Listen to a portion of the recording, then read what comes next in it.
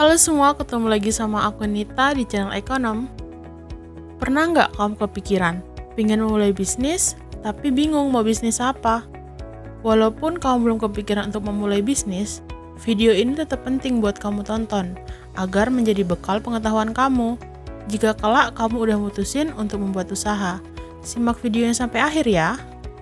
Sebetulnya menemukan ide bisnis itu tidak sulit, tapi banyak orang yang kesulitan untuk mendapatkan sebuah ide bisnis. Coba kamu cermati diri kamu sendiri, apa saja keahlian dan apa saja hobi kamu. Terus, bagaimana dong menemukan ide untuk bisnis yang berbeda? Jika kamu masih bingung, berikut ini adalah beberapa cara yang bisa digunakan untuk menangkap ide bisnis yang tepat buat kamu.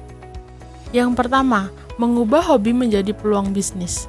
Salah satu cara untuk mencari ide usaha adalah dengan hobi kamu sendiri. Setiap orang pasti punya hobinya sendiri-sendiri kan?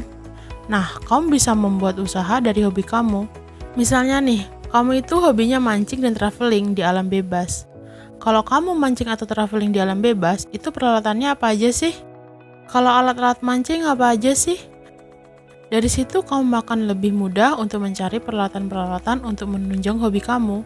Karena bisnis yang sesuai dengan bakat dan minat, biasanya akan lebih mudah mendorong bisnis menjadi lebih besar, karena kamu tahu bagaimana cara melakukannya.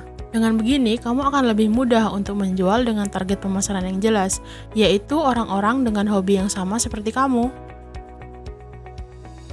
Yang kedua, ubah masalah menjadi peluang usaha. Coba kamu cermati lingkungan di sekitar kamu, apakah ada masalah yang ada di sekitar lingkungan kamu yang belum terpecahkan? Misalnya nih, lingkungan di tempat kamu tinggal banyak yang memiliki barang-barang elektronik. Yang menjadi masalah adalah ketika peralatan elektroniknya rusak, mereka bingung mau menservis di mana. Dari masalah ini, kamu bisa memanfaatkan keahlianmu untuk menciptakan sebuah peluang usaha, yaitu membuka jasa servis elektronik. Mengubah masalah jadi peluang usaha itu merupakan gagasan yang sangat cemerlang. Wajar jika cara ini cuma bisa dilakukan oleh orang-orang yang mau berpikir dan juga memiliki visi yang jauh ke depan. Kebanyakan orang hanya mampu mencari ide bisnis untuk memanfaatkan kesempatan yang ada saat ini, seperti tren atau kebutuhan masyarakat. Padahal, jika kita mampu mengolah sebuah masalah menjadi peluang bisnis, maka akan banyak dicari oleh konsumen. Aku kasih contoh, pengusaha yang sukses dari menemukan ide usaha karena mengalami masalah adalah transportasi Gojek. Gojek sendiri berasal dari pemikiran Nadiem ketika ia berdiskusi dengan tukang ojek langganannya. Nadiem Makarim jarang menggunakan mobil karena mobilitasnya yang tinggi. Ia lebih sering menggunakan jasa ojek.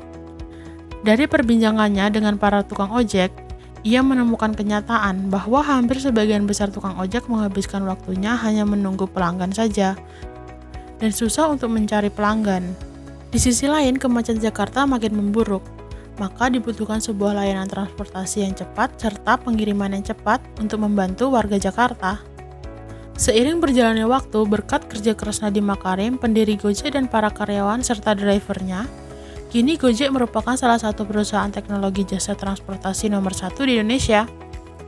Perusahaan Gojek kini melayani lebih dari 50 kota di Indonesia dan memiliki lebih dari 300.000 driver yang tersebar di Indonesia. Yang ketiga, keterampilan dan pengalaman pribadi. Lebih dari separuh ide bisnis yang sukses berasal dari pengalaman bekerja di tempat kerja. Sebagai contoh, mekanik yang mempunyai pengalaman bekerja di bengkel besar yang akhirnya membuka bisnis reparasi mobil atau bisnis berjualan mobil bekas. Jadi, latar belakang pengusaha memainkan peran penting dalam keputusan untuk memasuki bisnis selain jenis usaha bisnis yang akan mereka ciptakan. Keterampilan dan pengalaman kamu merupakan sumber yang paling penting, tidak hanya untuk menghasilkan ide, tetapi juga untuk mendapatkan keuntungan. Yang keempat, melakukan survei. Cara lain untuk menemukan suatu ide bisnis baru adalah pelanggan.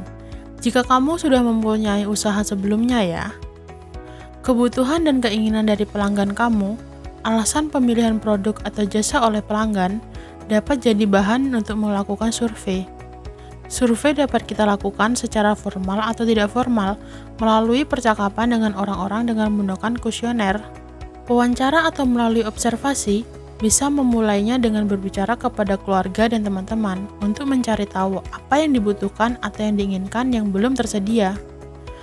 Kemudian kamu bisa melanjutkan dan berbicara dengan orang yang merupakan dari bagian rantai distributor seperti pabrik atau pedagang. Setelah kamu menemukan ide, pastikan ada pasarannya. Ide itu bisa memberikan solusi atau masalah yang kamu alami. Tapi tidak semua ide bisa dijadikan sebuah peluang atau bisnis. Seringkali ide yang kita dapat itu sudah ada orang yang menemukan terlebih dahulu. Coba kamu buat daftar kata kunci, kemudian kamu cari di mesin pencari seperti Google. Kamu akan menemukan beberapa banyak ide yang mirip dengan ide kamu. Nah, kamu bisa pelajari dan mengembangkan dengan bantuan kreativitasmu yang kamu miliki. Jika ada bisnis yang sama dengan ide yang kamu temukan, bukan berarti kamu harus mencari ide baru. Jangan takut untuk berkompetisi atau bersaing. Kita melihat kompetisi bukan untuk menjadi lebih baik, tapi kita melihat kompetisi untuk menjadi yang berbeda. Terus gimana dong caranya? Salah satunya yaitu dengan mempelajari bisnis mereka, dengan membuat daftar kelemahan atau kekurangan dari bisnis yang serupa dengan bisnis kamu. Ingat ya, jika kamu sudah mengetahui kelemahan dari pesaing kamu harus bisa menawarkan produk atau jasa yang berkualitas sehingga bisa menjawab permasalahan konsumen.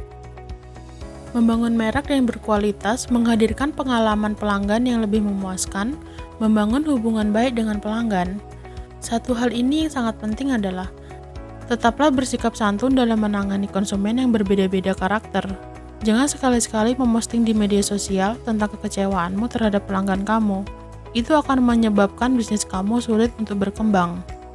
Nah, kalau kamu punya pengalaman lain dalam menemukan ide bisnis, coba kamu ceritakan di kolom komentar agar kita bisa sama-sama belajar dalam mengambil keputusan. Oke, segitu aja pembahasan kali ini. Semoga video ini bisa menambah wawasan kamu tentang dunia ekonomi kamu. Sampai jumpa di video-video selanjutnya.